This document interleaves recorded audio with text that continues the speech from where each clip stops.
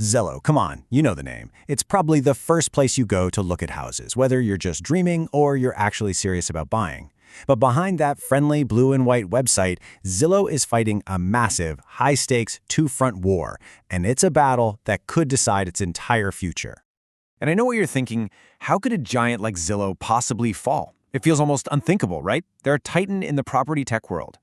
But their own huge ambitions have backed them into a really dangerous corner, where they're facing threats from powerful competitors and landmark legal challenges. So the question we're digging into here is a serious one. How could this giant actually come crashing down? So what's at the heart of all this conflict?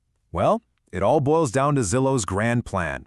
See, they don't just want to be a website where you browse listings. Oh no, they're aiming to become a real estate super app. Basically, a single platform that handles absolutely everything when you buy or sell a home.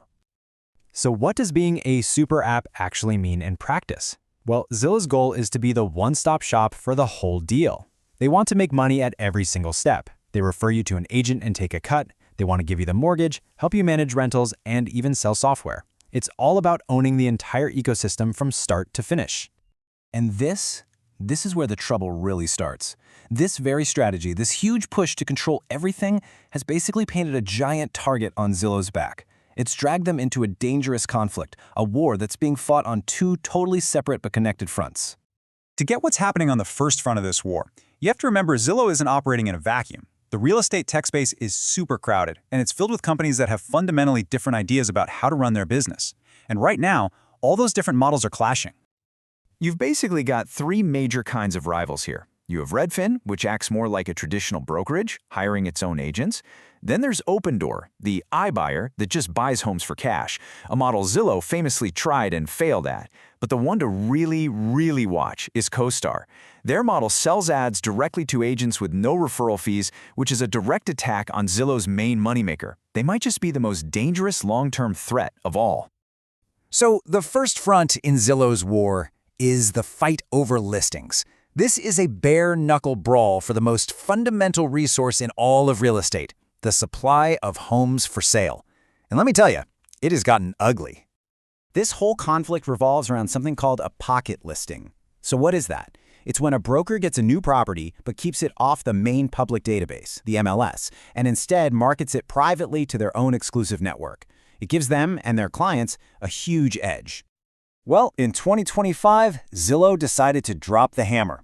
They rolled out a new policy saying that any home marketed on their site also had to be listed on the public MLS within 1 day.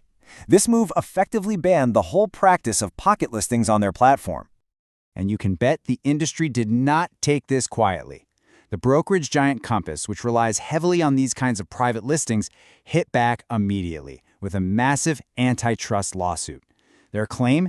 That Zillow is a monopoly, and it's abusing its power to control how real estate agents do their jobs. And just like that, the first front of the war was officially open. Okay, so that's front number one. But the second front, this one might be even more dangerous. This is the fee war. And it's not about who controls the listings. It's a direct assault on the very heart of how Zillow makes its money. The main target here is Zillow's Golden Goose, a program called Flex. Now, on the surface, it works like this. Zillow connects a potential home buyer with one of its partner agents. If that agent actually closes the deal, they pay Zillow a referral fee. Sounds simple, right? Well, not so simple, according to a huge class action lawsuit filed in September of 2025. This lawsuit alleges that Zillow's referral fee is actually a hidden fee that gets passed on to the home buyer. They claim it violates federal real estate law and illegally drives up the cost of buying a home for regular people. And the size of this fee they're talking about? It's staggering. The lawsuit claims that Zillow takes up to 40% of the agent's total commission. That number, 40%, is the bombshell at the center of this case, suggesting consumers are unknowingly footing a massive bill for Zillow's service. So let's pull back, because this is the crucial point. Zillow is now caught in the middle of a two-front war that it basically created itself.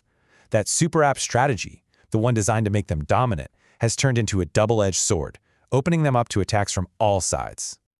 I mean, just look at how these two fronts are really two sides of the same coin.